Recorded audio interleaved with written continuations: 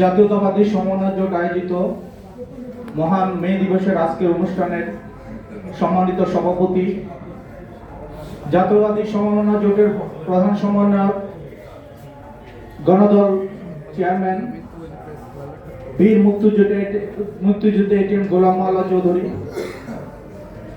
আজকের অনুষ্ঠানের প্রধান অতিথি আমাদের বৃহত্তর নোয়াখালীর গৌরব, বিএনপি চেয়ারম্যানের উপদেষ্টা, মাননীয় সংসদ সদস্য জনাব জয়নাল আবদিন ফারুক।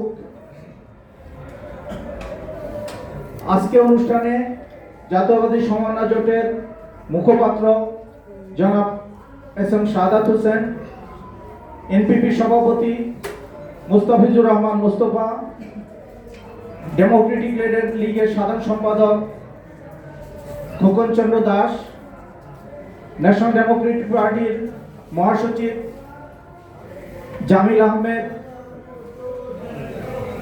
বাংলাদেশ ন্যাটের সভাপতি জনাব শাওন সাদিকি সহ উপস্থিত জাতীয় নেতৃবৃন্দ, সাংবাদিক বৃন্দ,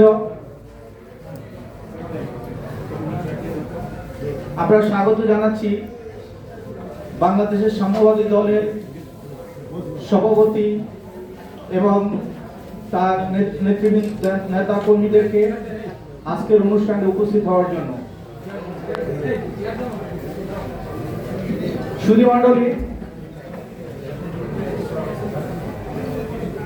আজ আমরা এমন একটি দিন উপলক্ষে এই অনুষ্ঠানে একত্রিত হয়েছি যে যখন 1886 সনে আমেরিকাতে শ্রমিকদের 8 ঘন্টা দাবি মজুরি নিয়ে 8 ঘন্টা শ্রমের দাবিতে তারা আন্দোলন করেছিল এবং অনেক শ্রমিক নিহত হয়েছিল। আমরা যে সরকার এখন পেয়েছি, আমরা দেখছি এই সরকার প্রথমে কিন্তু শ্রমিক এবং মেহনতি জনতা নিয়ে তারা কিন্তু কাজ শুরু করেছেন।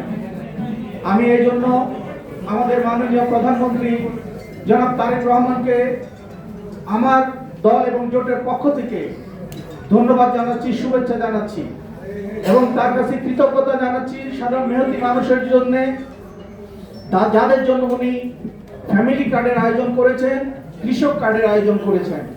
উনি বাংলাদেশে এসে বলেছিলেন যে আই হ্যাভ এ প্ল্যান। আমরা এখন দেখতে পাচ্ছি তার কর্ম পরিকল্পনার জন্য মধ্যে শুধুমাত্র সাধারণ জনগণের প্রায়োরিটি। সুতরাং আমরা জাতীয়তাবাদী সমন্বয় জোট বিগত অনেক বছর থেকে এই একটা ফ্যাসিস্ট সরকার ছিল যাদেরকে ক্ষমতাচ্যুত করে মানুষের গণতান্ত্রিক অধিকার, ভোটের অধিকার প্রতিষ্ঠা করার জন্য আন্দোলন করেছিলাম, যার বাংলাদেশ জাতীয়তাবাদী দল বিএনপির নেতৃত্বে।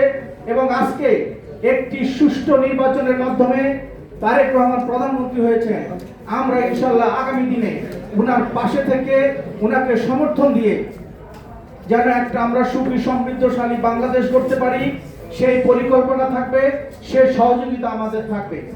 তাই আমি সবাইকে আহ্বান জানাবো, এই যে বর্তমান সরকার যে পরিকল্পনা নিয়ে নিয়েছে, আমি স্বাগত জানাচ্ছি জনাব সাইফুল হক সাহেবকে আজকে অনুষ্ঠানের বিশেষ অতিথি হিসেবে আসন গ্রহণ করার জন্য, উপস্থিত থাকার জন্য।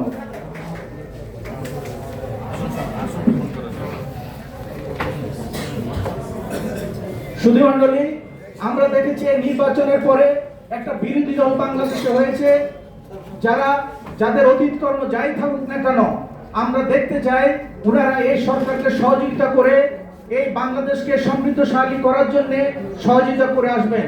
কিন্তু আমরা কিছু কিছু ক্ষেত্রে দেখি যে ওনারা অতীতে যে কর্মকাণ্ড করেছিলেন এখনো সেই একই কর্মকাণ্ড করতে চাচ্ছেন।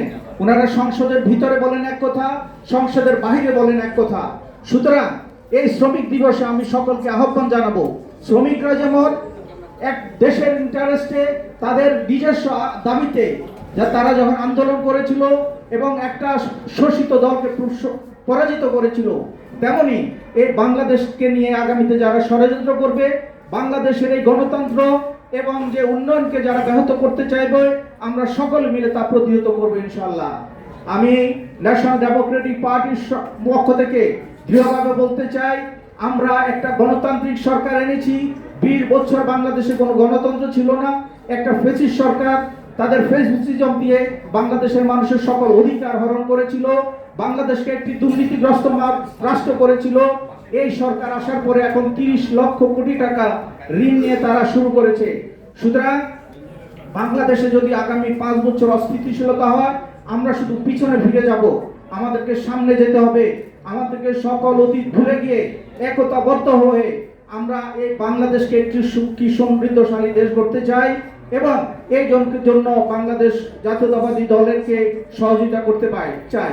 সুতরাং আমি সবাইকে আহ্বান জানাবো, সবাই আসুন, সবাই নিজেদের যে জ্ঞান বুদ্ধি আছে সেটা দিয়ে আমরা কর্ম পরিকল্পনা ঠিক করুন এবং গণতন্ত্র অগ্রযাত্রাকে দেশের উন্নয়নকে সামনে এগিয়ে নিয়ে যান।